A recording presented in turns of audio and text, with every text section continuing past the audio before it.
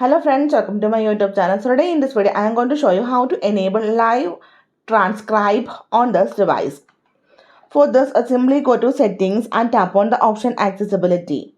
Simply tap on hearing enhancements. So here in this page, you can see the first option, live transcribe. Tap on this one.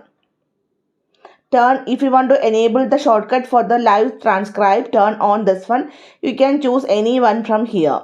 So simply I am going to go for with the accessibility button. Tap on OK. Tap on open live transcribe. Tap on turn on. You can see live transcribe convert speech into text in real time. So it will help the users follow the conversation more easily. You can see here, right? So simply in this way, we can enable live transcribe on this device. So hope you guys enjoy this video. Thank you for watching. Thank you. Bye-bye.